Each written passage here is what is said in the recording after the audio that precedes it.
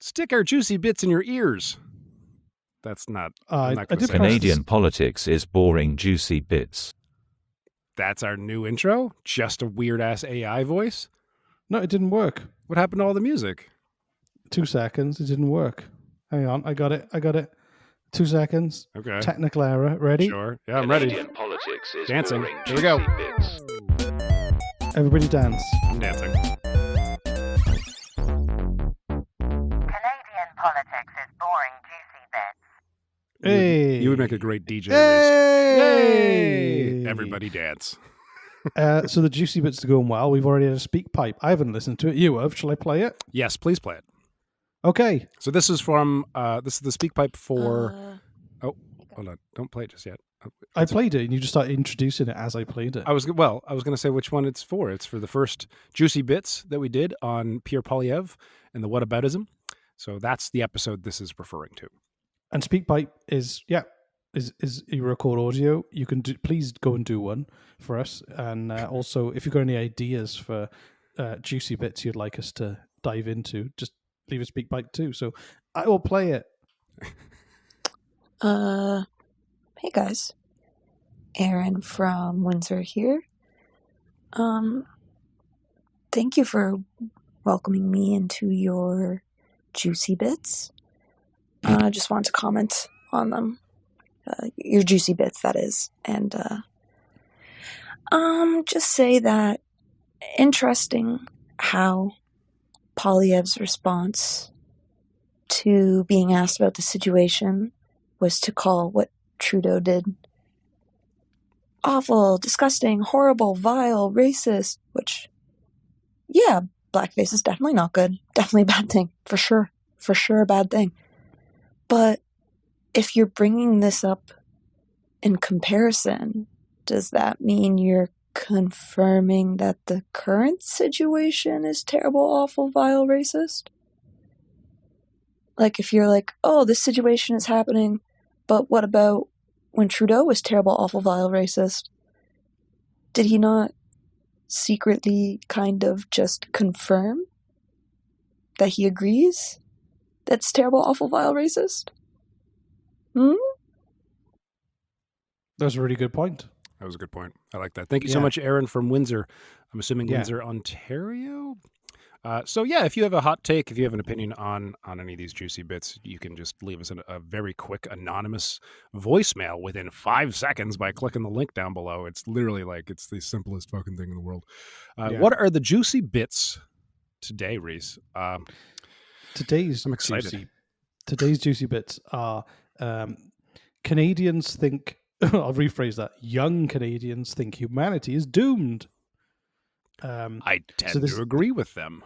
So this is I'm not a young chicken anymore, but a spring chicken, not a young chicken. A spring chicken is the term. So I believe. You can't call yourself a young person anymore, Jesse. No, I know that's what I'm saying. Yeah, like, who's this old man trying to hang out with the young kids? I'm not. See, I'm in a weird position where I'm not an old man yet, and I'm not a young kid anymore. I'm in a like. You're middle-aged. Yeah. So the Lakehead University in British Columbia, I think is in British Columbia. It is in British Columbia, is it?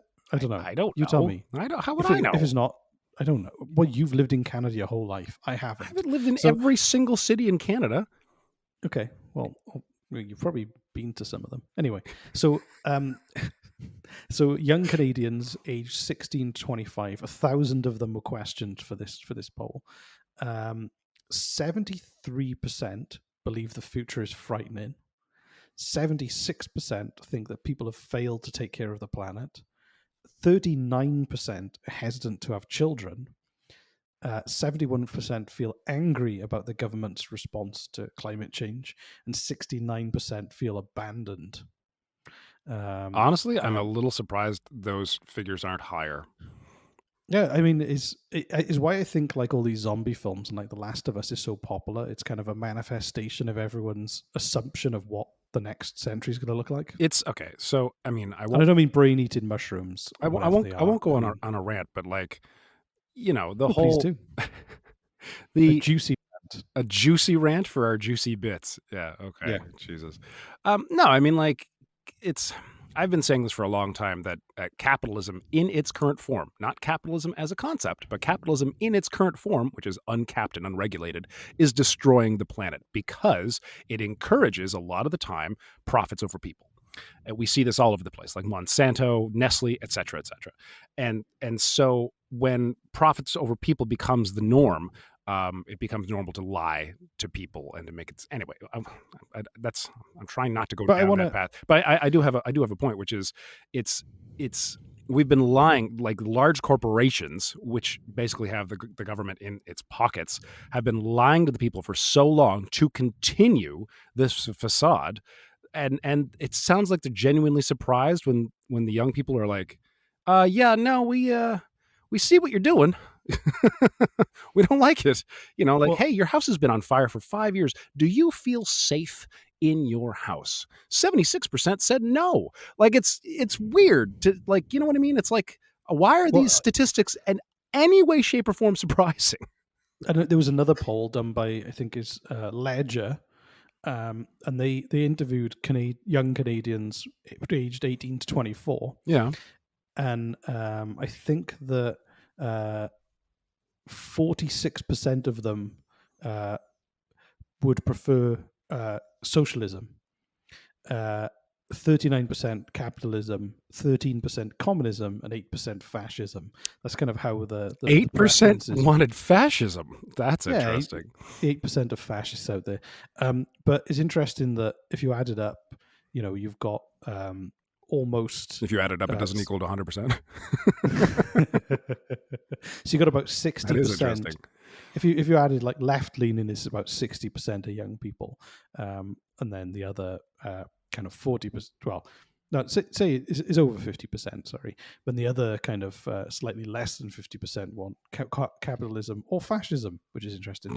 But also the poll did say that 71% believe that something can be done if people teamed up, and half of them think that they can actually contribute something to change things. So Wow. I think all I read that is that there's the next generation give a shit and are more motivated, and typically, like, I do believe this. I believe every generation pushes us ahead somewhat, and whenever I speak to my kids or like any young people, like typically I'm always impressed by how mature their view is of the world. Right. And most of the problematic views are shared by people who were born in the last century, not this one. All right. Yeah. And that's not an overgeneralization. I'm just really impressed by like how far kids are in terms of their understanding of society and things. So it doesn't surprise me. And if people are angry that the most young people want either socialism or like left wing politics of some kind, that's kind of more of a symptom of the fact that the day and age that young people are in now, like they fucked for choices. Yes, it's encouraging to hear that they're not as bitter and jaded as me. As you. Yeah, yeah, exactly. But honestly, I say to that if people are scared that they like socialism, if you're a market kind of pro-market capitalist we're kind of pseudo-socialist. We're not really socialist, but we're leaning towards socialism. I've been an entrepreneur my whole life, so I can't really call myself a leftist when most of the time I've made money from businesses I've set up.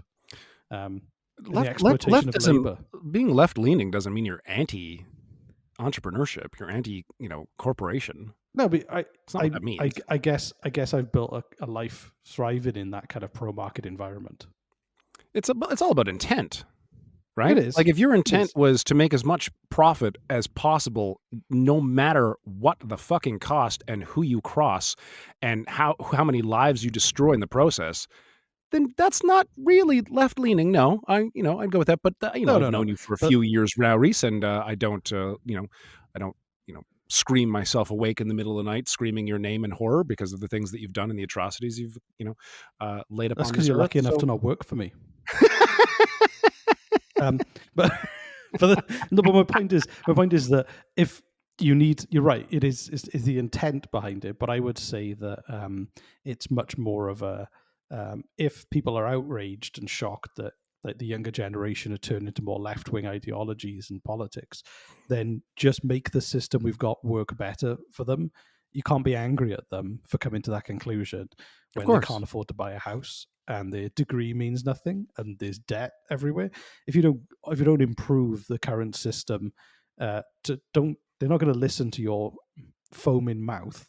They're going to listen to, oh look, my wages went up. Oh look, I can afford to live.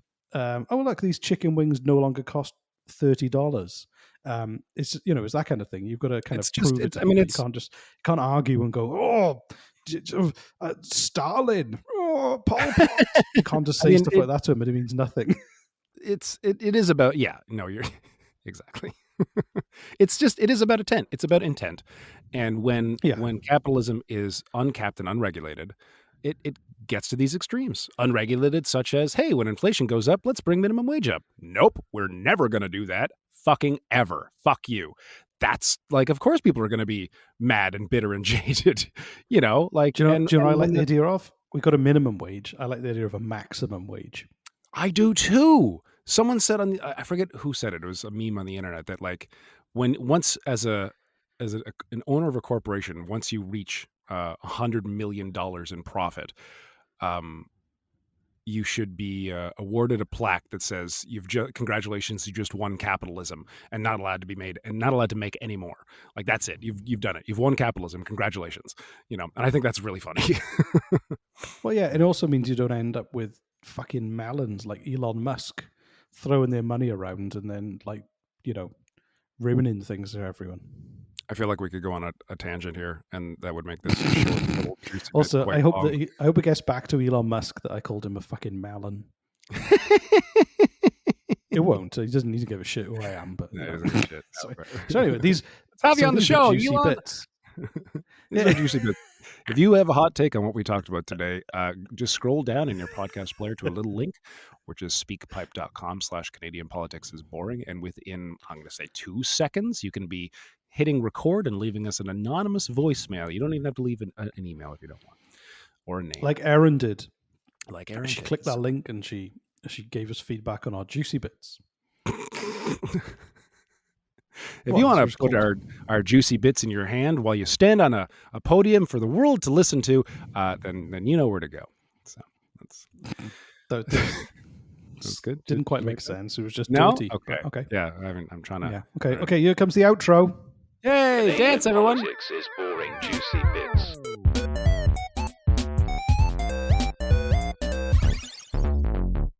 Canadian politics